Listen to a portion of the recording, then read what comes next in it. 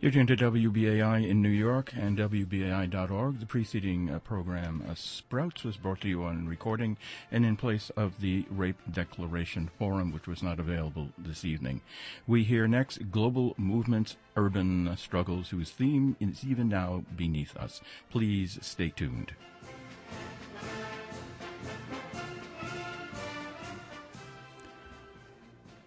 Good evening. This is Adam Carroll from the Muslim Progressive Traditionalist Alliance and also a member of the New York State Interfaith Network for Immigration Reform, and that is John Philip Sousa, Hands Across the Water. Probably not meaning immigration reform in his case, but in any case, this is the War on Immigrants report. This show focuses on creative and innovative approaches to grassroots community education and building immigrant community solidarity through the arts. How do communities connect and mobilize on a deeper, more sustainable level? Is celebration of traditional art forms simply kitsch, or rather a complex and powerful tool for community self-awareness? After the deadly blasts at the Boston Marathon and the failure of the Senate to pass any gun control legislation despite 90% of the public supporting reforms, perhaps the biggest news item this week is the introduction of strong bipartisan legislation creating a complex but credible pathway to citizenship for the 11 million undocumented immigrants with various trade-offs and triggers along the way. While this imperfect bill, by any estimation, the main concern is that it will be further trade-offs as this proceeds into the dangerous political waters of the House of Representatives. For those wishing more information, I suggest looking at Seth Freed Wessler's articles in Color Lines magazine or even recent New York Times editorials.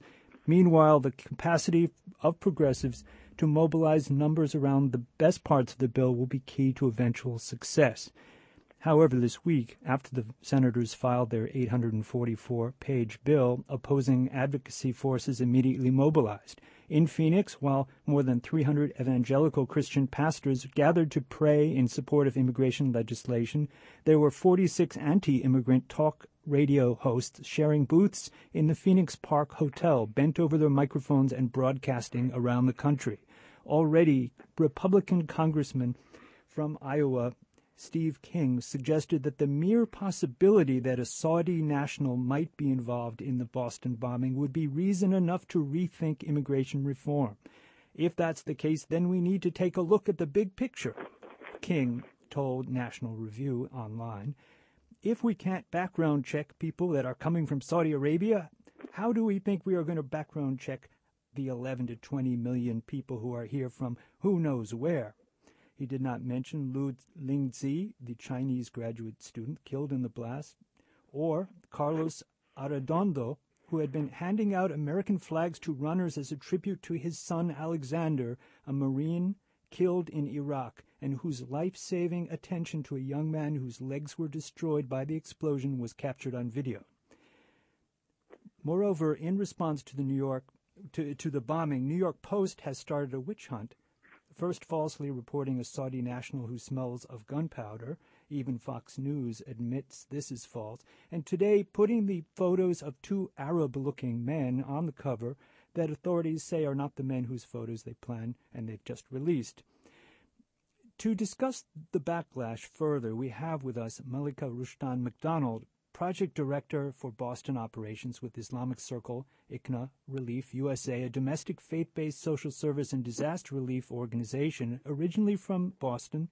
Malika brings with her a wealth of experience in community development, serving refugees from Iraq, Somalia, and Bhutan who have resettled in Massachusetts during a difficult economy.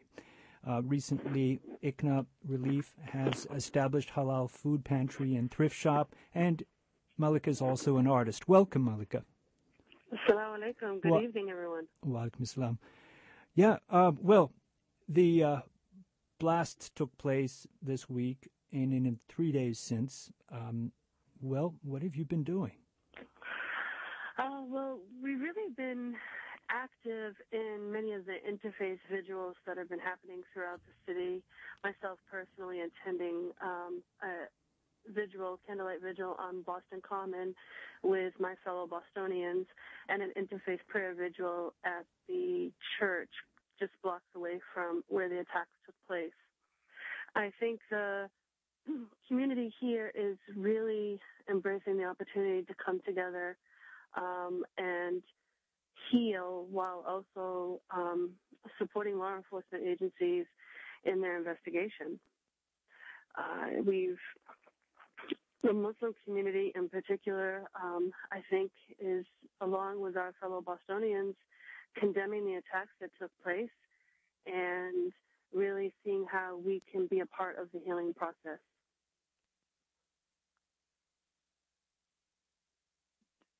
Malika, I was wondering if you had heard of any hate crimes, because we heard a report about one beating that took place here in the Bronx.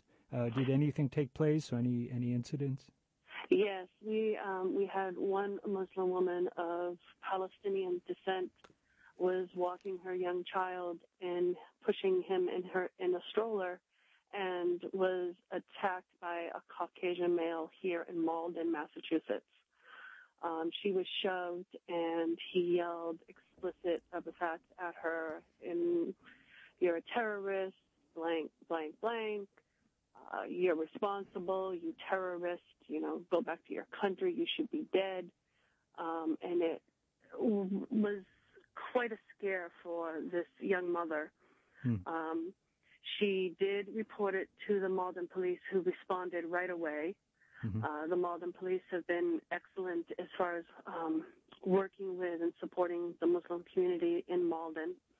Actually, the mayor of the city reached out to the woman who was attacked and has invited her to come to the city hall. And also many faith-based leaders have come in support, and we have organized a solidarity march on Monday, meeting up at the city hall and marching with our faith-based partners and neighbors to really show the city and to show the world that the Boston area community is resilient and strong, and we will stand together. Well, we are thinking of you there in Boston, and hope that the backlash will be stopped or minimal, and that some lessons will be learned from the past. I just wondered if you had one final message you wanted to send out before we go on. It's a very short segment, but wanted to make sure we included you. You've running a lot of great services, and I'm sure this puts on an extra burden and strain. It's not necessarily a burden, but I think myself, along with many other Muslim women, are concerned. I wouldn't say fearful, but we are concerned. We're concerned for our families and for our children and what tomorrow will bring. I think New York Post and the likes of them are being very irresponsible in their reporting and not understanding the consequences of their bad reporting and the effects that it has on Americans like myself. Yeah, and I understand you've made some legal referrals already, and that you're there ready to help if the need should arise. Yes, we're encouraging everyone to come forward and report any incident, no matter how big or small, and make sure that we have these documented and reported to the proper officials. And if anyone is in need of assistance with that in Massachusetts, they can always get in touch with me at ICNA Relief Boston. Okay. Well, thank you very much, Malika. Be well. Thank you. All right. Godspeed. Assalamu alaikum. Wa alaikum salam. And Malika Rushdan's work you can find on the ICNA Relief Islamic Circle website, and also she's got a nice artist website, which is modernagedart, MODERNAGEDART.com. Now, after the bombings, Mayor Bloomberg went on record to cast doubt on current city council bills that rein in stop and frisk and promote an inspector general to ensure oversight over the NYPD. In response, Councilman Brad Lander and Jumaane Williams wrote a letter yesterday stating, We find it distressing that you would politicize the memory of those killed in the tragedy in this way, to suggest that New Yorkers who stand both against terrorism and for civil liberties are special interests that the terrorists are waiting for is both inappropriate at this tragic moment and degrading to our public dialogue. We ask that you reconsider your comments. Recent polls show strong public support for an Inspector General for the NYPD by an almost 2-to-1 margin. Law enforcement technology seems all too often to be linked to problematic and simplistic profiling programs, as well as a profit motive. However, some activists are discovering other paradigms and using technology to subvert or question the current systems. Last year, in an innovative technology and civil rights project, the Sikh Coalition launched FlyRights, an innovative mobile application that allows users to report instances of airport profiling in real time. The application is available for download in the Apple App Store and the Android market. Reports filed through the FlyRights app are considered official, actionable complaints by the Transportation Security Administration, TSA, and Department of Homeland Security, DHS.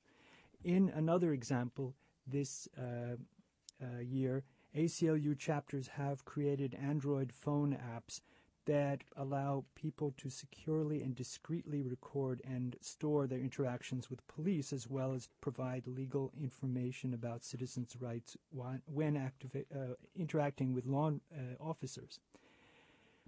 Now, hundreds of people have died crossing the U.S.-Mexico border due to not being able to tell where they are in relation to where they have been and which direction they need to go to reach their destination safely. Now, with the rise of multiple distributed geospatial information systems such as Google Earth, GPS, global positioning systems, and the virtual hiker algorithm being developed by artist Brett Stallman, it is now possible to develop useful transborder tools for immigrants and allow virtual geography to mark new trails and potential safer routes across this desert of the real, not having to rely on coyotes, for example, and others to guide them. A project that we're going to play a video of in a moment, and perhaps have a guest join us, is called the Transborder Immigration Tool Project. This adds artistic, affective, as well as effective dimensions to this model. So we're going to be playing that right in one moment for you. Draw a perpendicular line that crosses its center. Stand at the line's intersection. Keep the west to your left to face true north. Pick a visible landmark in line with that orientation. Walk to that landmark. TBT was conceived first by Ricardo and Brett Stallbaum around 2007 in one of those casual conversations that exploded into something else. I, Misha Cardenas, Ellie Merman, and many others joined the project later. The Border Arts Collective was there, just so when I got there, I thought I would take on as part of the research that I would do at Cal IT2, which is California Information Technology, and the lab would be a border disturbance. I wasn't quite sure, but I felt that I should join in that conversation. But I certainly came at it in relationship to a certain critical art practice, a certain question that technology would be used and that it would be embedded in this frame of the border. So it did come with an aesthetic conscious decision to explore it. So, Durante el verano, la pituya dulce, fruto del cactus oreno, madura roja y suelta sus espinas. Incidentally, of any nationality, to water caches or emergency help on the U.S. side of the border. For instance, the phones could be used like any to phone 911. Subsequently, TBT was revised to incorporate poetry that I had the gall to imagine myself as writing in the spirit of Audre Lorde's pronouncement, that poetry is not a luxury.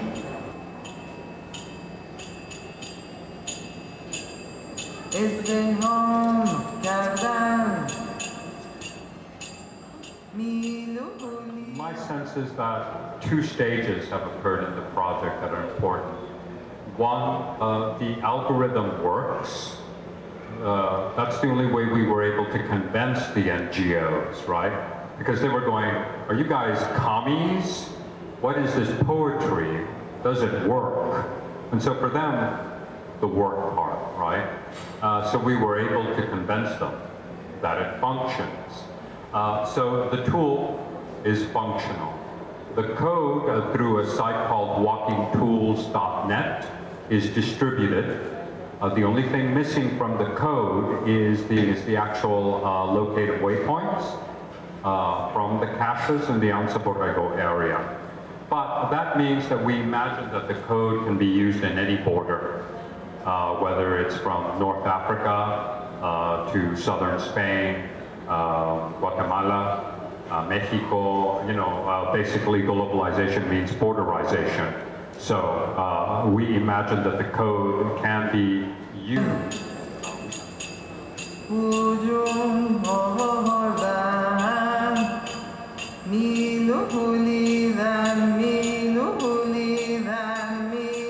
Of U.S. Border Patrol and Control, weekend camping, undocumented crossing, and humanitarian higher law doctrine.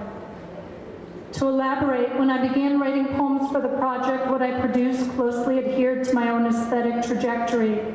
My commitment to a visual materialist poetics to the series of poems for TVT uploaded onto cell phones equipped with simple compass interfaces. The second series offers information about desert survival. But I found myself wrestling especially with what hope enabled and disabled in the transporter immigrant tool, TVT. The result, I found myself guesstimating the dislocation or location of hope in a variety of works. Female, male, female, female, female, male, female, female, male, male, female, male, female, male, female, male, female, female, female.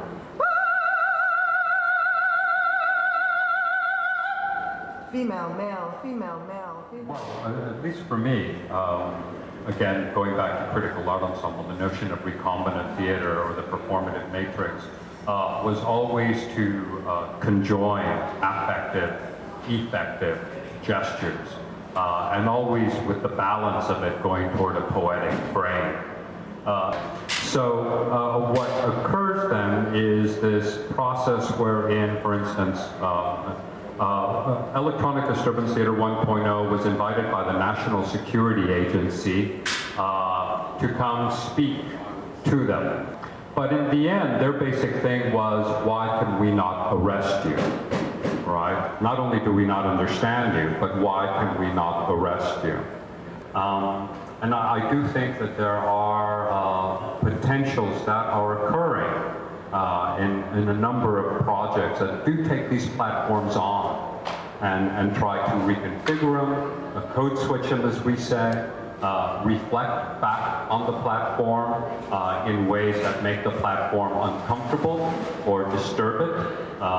You know, I suppose you could say all the way from the gambit of Anonymous, right, using high-end tactics to hijack and take down sites, to more subtle things like Facebook suicide machine, or you know, something along, or Google eats itself type of projects that are potential. I do think that the landscape is probably much more one of enclosure in terms of code and access than the kind of frontier that we had in the 90s.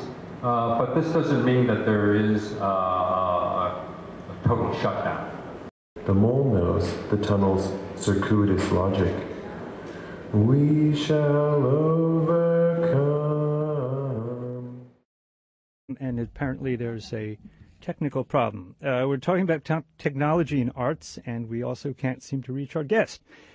So this is unfortunate. But Amy Sarah Carroll is a poet and assistant professor of American culture, and we hope to have her on. She's part of the Electronic Disturbance Theater, which seeks to disturb rather than break laws, and to challenge the global positioning system with a global poetic system, if that's possible. We do have Sarah, Amy, Sarah, Carol on the line now. Welcome.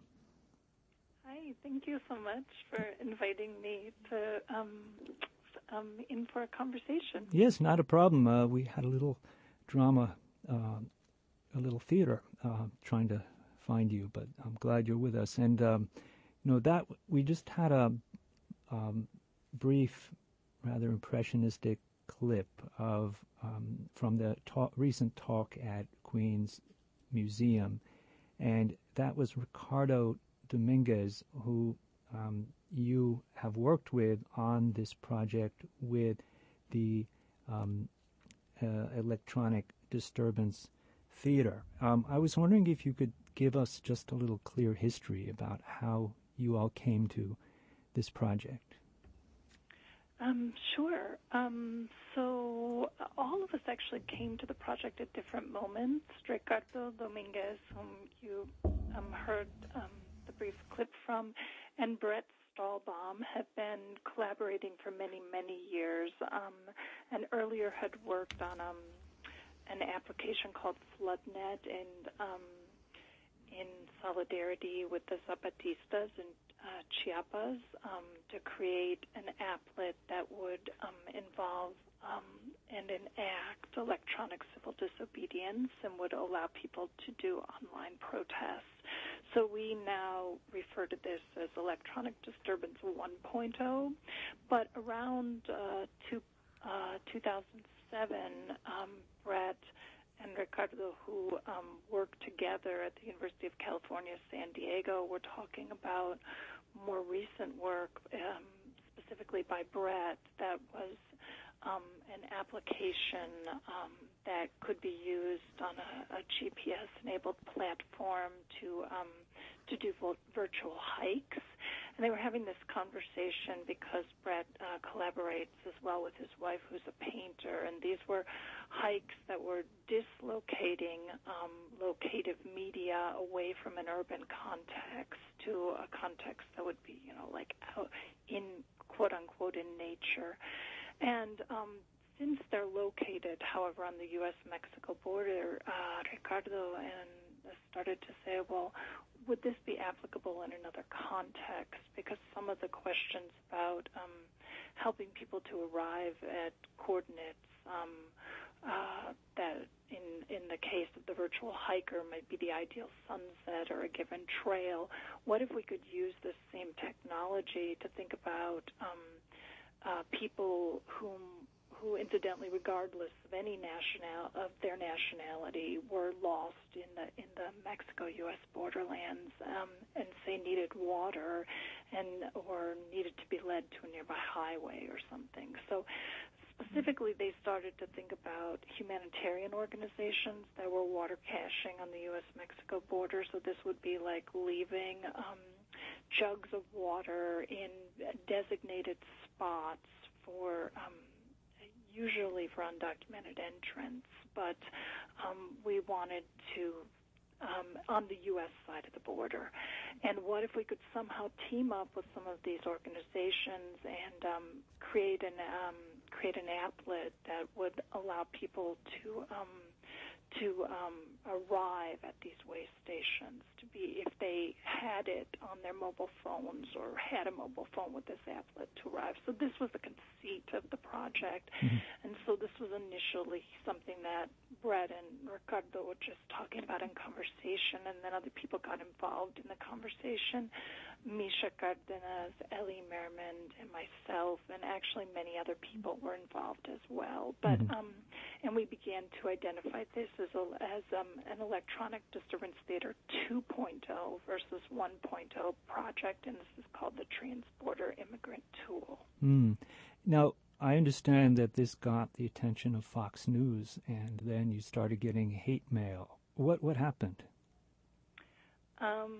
Well, actually, the first media outlet to run a story about the project with Vice magazine, and the story detailed the project and was an interview, I believe, and then various media outlets kind of virally picked up the news of the project. And so we started getting initially lots of requests for interviews about the project, but then some right-wing media outlets, including Fox News, began to cover the project, or in the case of Fox News started writing us multiple times requesting an interview. And I replied on email and said that we as a collective had decided not to grant Fox News an interview because our aesthetic differed so sharply from theirs that we didn't see that there was any room or space for conversation. And they, in turn, broadcast my response, and so my email response quoting me. And so then, even before that, though, we had started to get, each of us individually had started to get incredible amounts of hate mail about the project, just because it was being covered by so many different outlets. And then I understand law enforcement got involved. Yes, actually, law enforcement did get involved, and especially the University of California system got involved because there was a question about the use of taxpayer dollars, which is a legitimate question in any context with research. So Ricardo and Brett, both having affiliations, being employed by UCSD, were on the project, because it had been funded through the university, was put under investigation.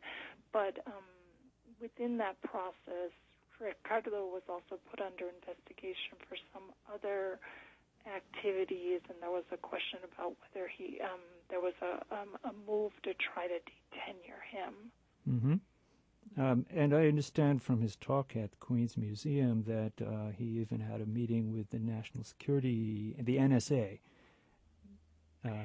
Yes, he had that meeting previously with the prior project that Brett and he had participated in, that involved the conceit of electronic civil disobedience, and so this was actually pre 9/11, and so there was a conversation about it related to the. Wait a minute, I'm going to get the name of this wrong. The Computer Fraud and Security Act, I believe, is the name of. Insecurity. The act. Okay. Well, I understand there's great feelings of insecurity. As far as this project goes, though, it's not, it's not anonymous. It's another kind of gesture, and exactly. It's theatrical, and it changes the space. It changes maybe the terms of exchange with power. I'm wondering how you see the role of art as part of this project, because that was one of your roles in the Transborder Immigrant project. Tool, yeah. So I think it's really important to emphasize that this is an art project, and it was conceived of as an art project from the beginning. And all of us are working artists or writers or musicians as well, for that matter. Ellie Merman is a really incredible sound artist. So one of the first things that we wanted to think about was, which I think is very common in social art, social practice-based art right now, is thinking about the aesthetic really in a really broadly conceived sense. So one of my favorite theorists in Latino studies, Mary Pratt Brady, a scholar, theorist, has referred to the Mexico-U.S. border as a state-sponsored aesthetic project. So we began working from the premise that when we speak of the aesthetic, it is not just about, it is not just in terms of, say, a project that we would identify as an artwork that would be within a museum or something, but that we could imagine an aesthetics of immigration policy or border patrol or neoliberal doctrine or homeland security or Fox News, right? So what we were very much interested in is kind of calling out this aesthetic and doing so by naming it as an aesthetic, but through the process of creating, I hesitate to say a counter aesthetic, but an aesthetic that might not run parallel or in conjunction with some of these broader aesthetics. It does seem to me that you're creating. Imagine the project as an art. Oh, go ahead. Wait a minute. Yeah, just as art, you're opening questions rather than necessarily installing a new narrative or. So I appreciate that it has that power, that very different power than state power. Hello? Hi, I'm sorry, I can't hear you very well. Oh, okay. I was wondering, because our time is limited, that's another tyranny, but I'm wondering if you might read one of your poems. Oh, sure. So I was thinking of reading one from, so I wrote 2 series, and I wrote poetry for the phones, and we thought of poetry as a different kind of sustenance. So these were poems about the environment and that someone walking in the desert in the borderlands might experience. The desert is an ecosystem with a logic of sustainability, of orientation, unique unto itself. For example, if the barrel cactus, known otherwise as the compass cactus, stockpiles moisture, it also affords direction. As clear as an arrow or a constellation, it leans south. Orient yourself by this mainstay or by flowering desert plants that growing toward the sun face south in the northern hemisphere. That's interesting that it's both informational and then yet there's another thing going on there. And I understand that these are in different languages as well on the phone. Is that correct? Yes. So I would say that this question of this poem being informational, this is a second series of poems that I wrote for the project. I had written very different poems, and this was really in the space of collaboration that I started to think about, wait a minute, does this first set work? If what is absolutely necessary on these phones to be included, and the poems, the informational poems have been translated into, trying to think, 8 or 9 languages now. So you've got translations, you've got poetry as sustenance, along with directions to water sources, and you've got presumably people wandering through the desert, a real desert, and an imagined desert, perhaps, along with that. And this seems like a wonderful resource and adaptable to margins and borders around the world. And I understand this is open source, so that where can people find the code? It is open source. So if you actually Googled Brett Stahlbaum, Stalbaum, on his website, Walking Tools, you could find, this is open source code. And how about to find your project if people want to find out more, perhaps support? It's on that site. Yeah. And there's a separate site that if you Google Transborder Immigrant Tool and Bang Lab, you could also find out more information about TBT, as we call it, by the acronym of the project. Well, thank you, Amy Sarah Carroll. No relation, as far as we know, but wonderful project and collective, the Electronic Disturbance Theater, testing new boundaries of what theater is in the world. And I guess we have to stop here, but I look forward to 3.0 and 4.0. Yes, thank you so much for right. Including us on your show. Sure. All right, take care. All right, next we have a station identification. This is WBAI 99.5. Give to the Transmitter Fund. Here we are.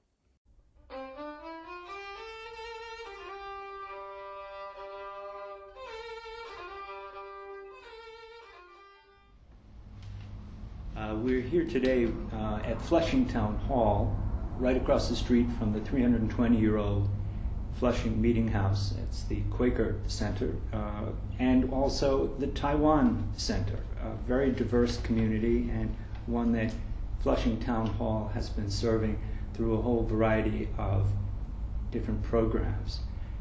We are here with Ellen Kodadek, Executive and Artistic Director of the Center, and welcome to the show.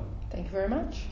I wanted to ask just a little bit about the history and the purpose of the center, and how does Flushing Town Hall serve such an amazingly diverse community? Flushing Council on Culture and the Arts has restored and programs and manages historic Flushing Town Hall, which last year was 150 years old. It's an incredible community that we program in and that we service, not only downtown Flushing, which is a predominantly Asian, Chinese, and Korean community, but also all of Queens, which has representation from over 138 different countries from around the world, 138 different languages spoken here in Queens. As a multidisciplinary arts institution, it's our mandate and our mission to present not only different disciplines, music, dance, spoken word, as some examples, puppetry, theater, but to also honor and to celebrate the rich cultural diversity that Queens and New York City has to offer. And we do that through our programs, either in our gallery, through our exhibition programs, through our education programming, and also through our theater programming as well. Downstairs in the gallery, I noticed there's an exhibition that has to do with borders. What was the name again? Yes, it's called Erasing Borders, and it's an exhibition, our very first partnership with the Indo-American Arts Council. The exhibition features the work of contemporary Indian artists of the diaspora, and it's a really beautiful exhibit. We had our opening reception about 2 weeks ago, and the exhibit will be on view through May. Yeah, I looked at it briefly. It's a very good show, and there's a rather funny piece about burqafying. It's a political illustration about, airport security, I believe it is. And then there's other approaches, more abstract, but very good show. And then, of course, there's a lot of theater that goes on here. It's really a very vibrant center. I see on the wall right near us here, as we sit in the dressing room, there's really quite a funny little stage direction notice that says directions for ants, cocoons, and other insects. And I was wondering if you could say what that is. It says music, cue up ants, and dancers be ready for fireflies and all of this. Well, what is this about? Yes, well, I have to say that we pride ourselves on the cleanliness of our 151-year-old building here, but we just recently hosted 2 school performances and a public performance and workshop of this wonderful, really interesting, young, energetic dance company called Kinematic Dance Theater, and the name of the piece that they presented was called Insecta. And in that piece, they not only presented really terrific and interesting choreography that resembled the life of bugs and a variety of bugs, but they also did live image capture, which created some really fabulous effects on the screen behind them as they were dancing. So for the school performances, as we always do, we offered study guides to the teachers in advance of the performances, and a playbill with some activities that they could do with their students after they saw the performance. And then for the public show, we always do, on our matinee series, we offer interactive arts workshops with members of the company, be it puppetry artists or dancers or music performers. There's always some kind of workshop beforehand. So we had a lot of kids and adults doing choreography based on bugs and insects and creatures right before the show. Well, thank God there was no bed bugs involved. Yes, no bed bugs. Well, arts education for diverse New Yorkers, for children and families, but also I understand there's really rich programming around immigrant community, traditional dances, traditional performances, and bringing them together in a new way. That's very true. We just kicked off a brand new series called Cultural Crossroads. Our first concert was Brazil Meets India, and the intention of this 5-part series is to bring 2 completely different cultures on stage together. So we're mixing it up over 5 weeks, 5 different evenings, and they both start out with dance lessons. So we have dance lessons from one country, dance lessons from another country, followed by each band playing a set, and then the final set of the evening are both bands coming together on stage. So we've already done one of these with Brazil Meets India, and it was really quite astounding in the final set to see how the music and the instrumentation, which of course is so very different from these 2 very different parts of the world, really came together and just worked so beautifully on stage. It was really quite remarkable. And the audience had a great time. Sure. It was a lot of fun with the dance lessons, and then of course people can dance through the rest of the evening. The next Cultural Crossroads coming up is Friday, April 19th, and that's Korea Meets Greece. So you can see some of the ways in which we're just really playing with that whole idea of bringing people together over dance and music. Wow, just trying to even visualize it. I think it's certainly worth folks coming on the 7 train. You're very convenient to the Main Street stop. How can people come to these different performances? Well, as you said, they can take the 7 train, and we're a few blocks from the 7, the last stop, Flushing Main Street. You can drive. We have a parking lot behind the building. And of course, people can park in the neighborhood. We always suggest that people come early. There's fabulous Chinese and Korean food that's authentic from all different parts, different regions of those 2 countries. So just come early, eat in the neighborhood. The food's really awesome, and then come for the dance lessons. Bring your dancing shoes. It'll be a lot of fun. Well, thanks. And is there a website where people can... Yes, people can check out our website, flushingtownhall.org, and they can always call us at 718-463-7700, extension 222, and we'll be happy to answer any questions that somebody might have. Well, thanks. Ellen Kodadek, Executive and Artistic Director of Flushing Town Hall. Thank you very much. You're welcome. Thanks for having me.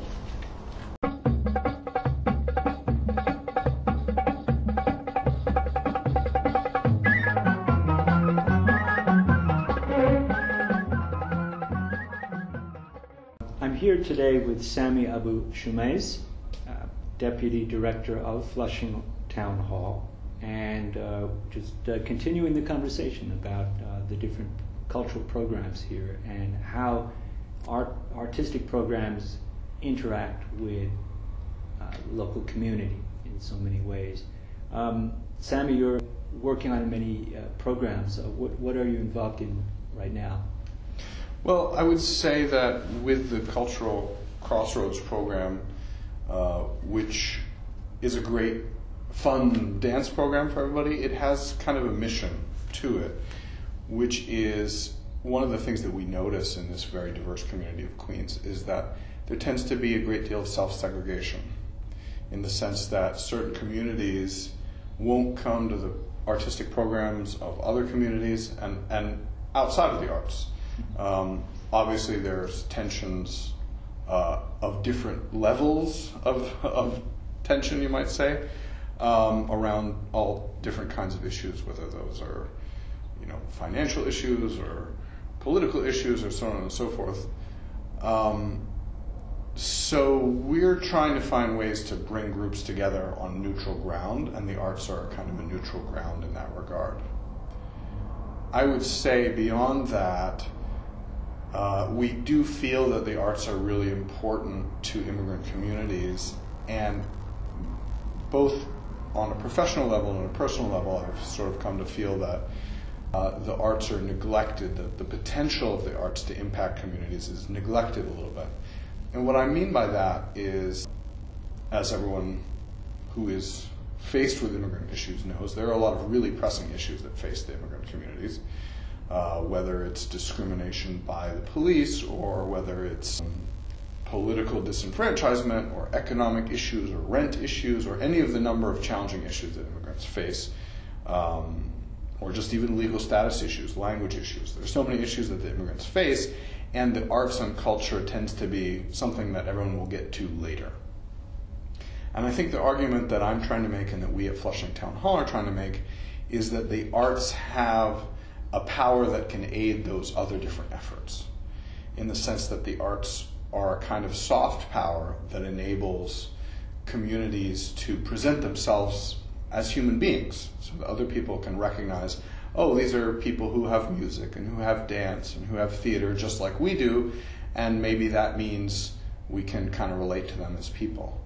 I have to say that as an Arab American, I was really shocked and disheartened by what I saw just this week.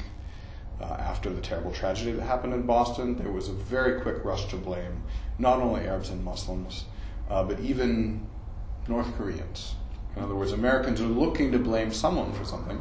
And as an Arab American, we find ourselves in this position where, just having nothing to do with anything, we get this guilt by association. So I think that the arts are one thing that might have the power to change that. And at Flushing Town Hall, the other thing that I would say with this Cultural Crossroads program is that because the immigrant groups tend to stand alone a little bit and each address their own needs, they have less power. So the extent to which we can encourage different immigrant groups to see their concerns as being shared amongst each other, and that they can work together, then they can have more powerful an impact, whether that's on economics or on the political scene in New York City or nationally speaking. So I think that the arts have that role to play, not only in normalizing immigrants into American society, but also in finding a bridge between the different immigrant communities so that they can work together on their other issues, but also find common humanity with each other through the arts. Right. I mean, I understand the arts reach people at a deeper level than slogans. Yeah. And going out and there's a ritual of the press conference. There's a ritual of in rolling out a law in Congress. There's a ritual performance, if you will, but it's limited. And if it doesn't go out onto a grassroots level and reach people emotionally, build trust, there's a little unifying force to it. And it's about hearts and minds. It's right. We can pass all the anti-discrimination laws we want, but if the moment a tragedy happens in Boston, everyone goes on Twitter and says we want to get rid of all these towel heads, which, right. The moment that something bubbles up and people's immediate reaction, that means we haven't gotten to their hearts and minds, even if we are working against explicit discrimination. Right. And so that's another reason I really like the Cultural Crossroads series that you are organizing, bringing Brazil and India. Yeah, one of the things that someone told us they liked about this series is that there doesn't seem to be an apparent rationale for why we're bringing two groups together. Yeah. We could have done a series that's China meets Korea, because there are Chinese and Koreans here. Or we could have done India meets Pakistan to address something specific. But instead of going in that direction where there seems to be a rationale, we're just going as broad as possible. Hey, let's introduce Indian people to Brazilian music and vice versa. Right. And one of the great things about that India Meets Brazil concert is you saw during the Brazilian portion of the music, you saw all these Indian people up dancing to Brazilian music. And it's so Queens. Right. For us. It's very Queens. And May 3rd, Jamaica meets Spain. I mean, all kinds of great stuff. I think I saw that. Yeah. And I would say I would bring your attention to the May 31st. The Dominican Republic meets Garifuna. Mm-hmm. And what's interesting about that, and I could tie it to some of our other issues, is that the Garifuna are also a community of people with an endangered language. So one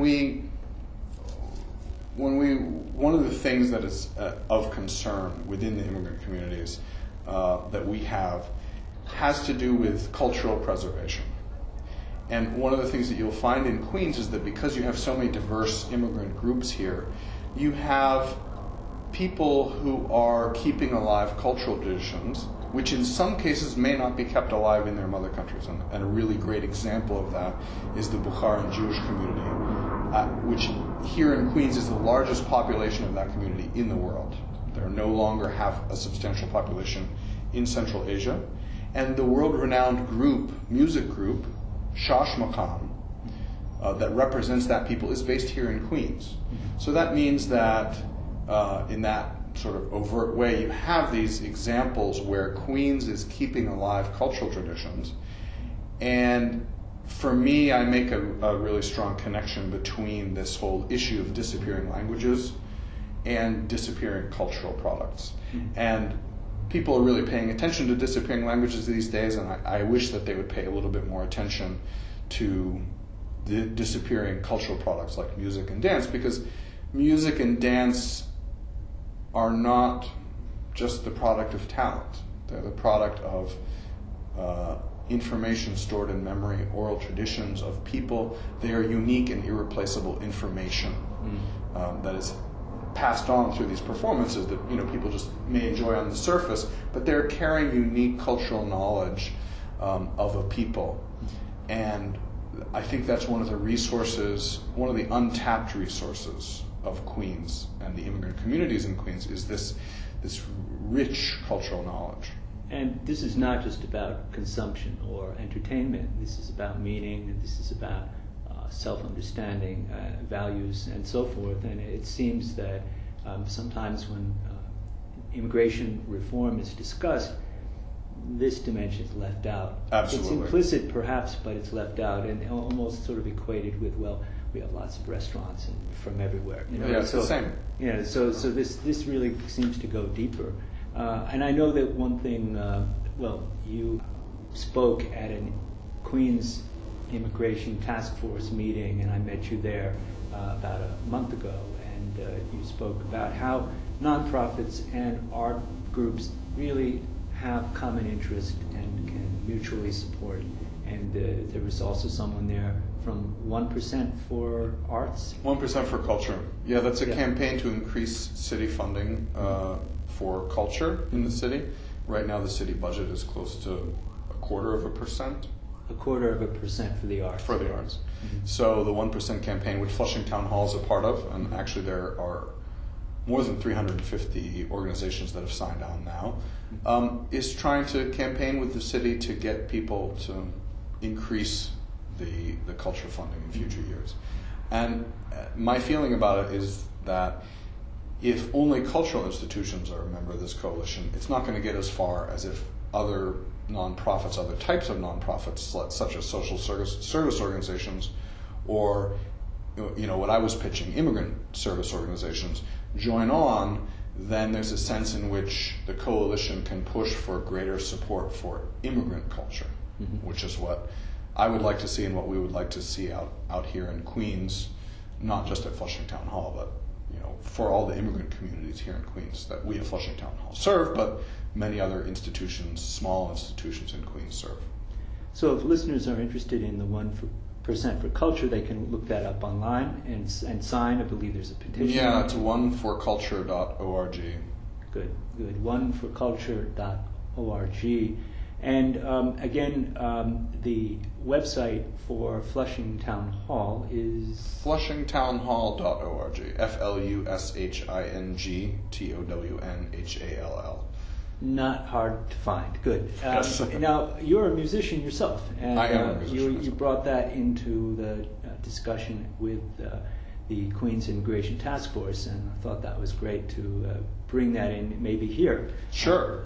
Well, I would say that for me, as an Arab musician, my concern is very similar to what I was talking about in terms of preserving cultural heritage. I'm very interested in the rich details of the maqam system. Maqam is the Arabic and Middle Eastern system of melody, and there's a lot of really rich knowledge in that system that I'm doing my best to keep alive through performances with my group Zikrayat, which is zikrayatmusic.com, ZIKRAYATMUSIC. We do music from Egypt, especially music from the golden age of Egyptian movie musicals, a period much like Bollywood from the 40s, 50s, and 60s. But I'm also really interested in the very early Egyptian recordings from the early 20th century, and anything that I can find that has what to me is unique, irreplaceable knowledge. I would put it that way. Well, I'd like to invite you to... Sure. So I brought my violin, and I will say one thing about the violin, that it has been used in Arabic music since the 1850s or 1860s. So it's like, as it has done in Indian music in many places all over the world, kind of become not exactly indigenous, but it's become an instrument that's within the fabric of the traditional music.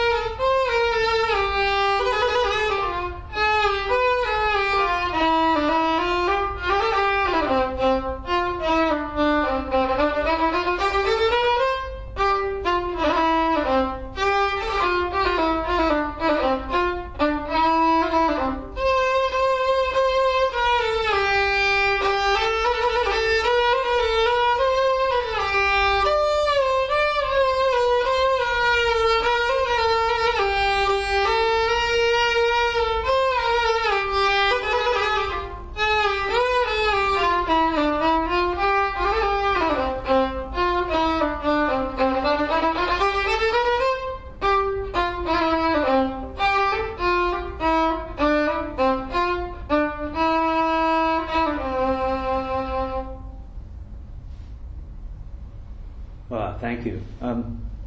That was Sami Abu Shumais from Flushing Town Hall, and also Zikrayat.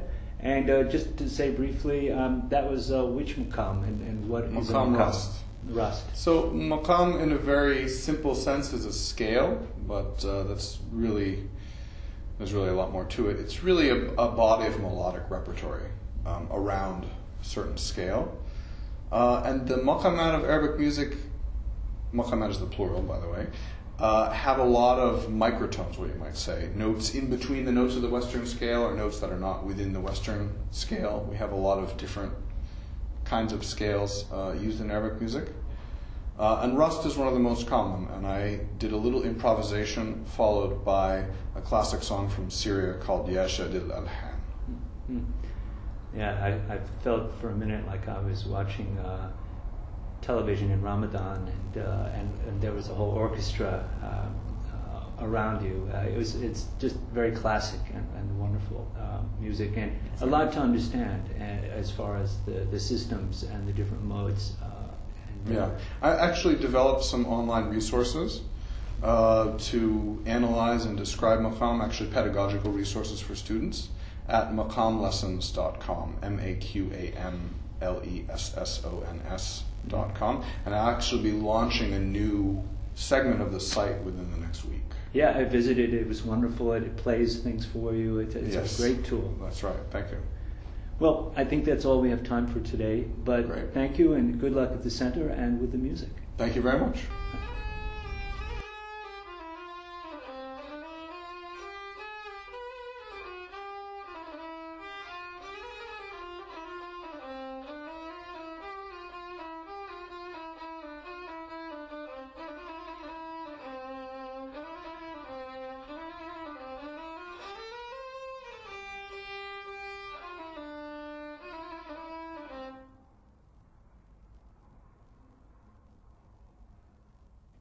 That was Sami Abu Shumaiz from Flushing Town Hall playing a maqam, the Rast maqam. And he has a website. If you email Zikrayat or Sami, S-A-M-I, Abu Shumaiz, S-H-U-M-A-Y-S, you can find out he's got a whole musical education website. It's wonderful. And I wanted to do a final announcement about the arts and activism. There's increasing movement to confront the problem of solitary confinement in a variety of prisons and jails nationwide, the emotional and psychological damage.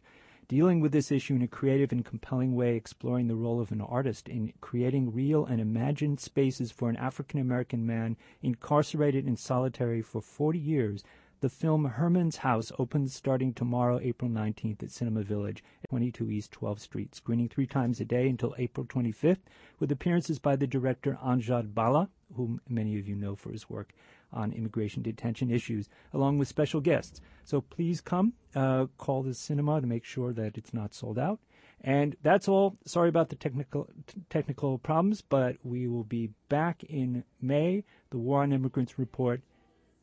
Be well. And we're going out with the Willow Interfaith Women's Choir, who are singing tomorrow at the swearing-in ceremony at Federal Court in Brooklyn.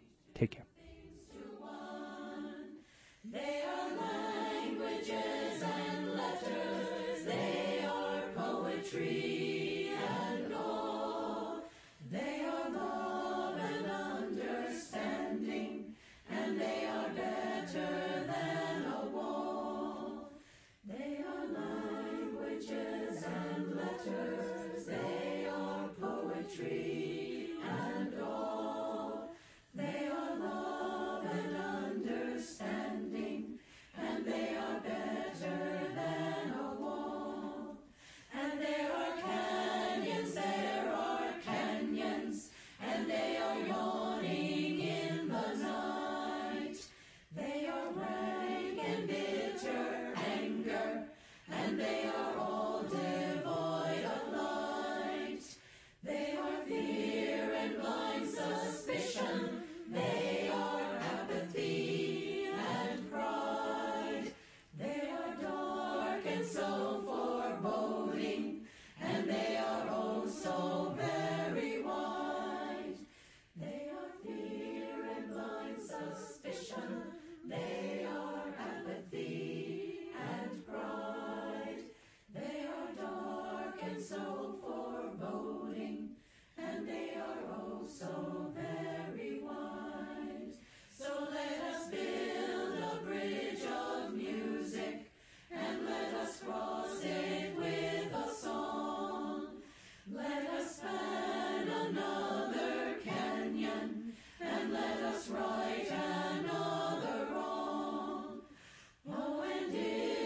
someone should ask us where we're off and bound today, we will tell them building bridges and then be off and on our way.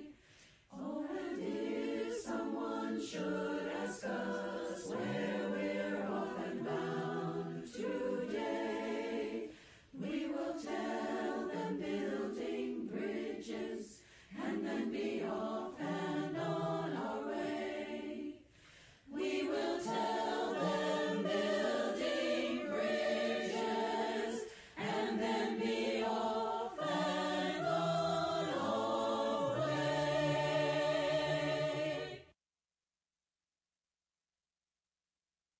The preceding program, Global Movements, Urban Struggles, was brought to you live at certain portions on recording.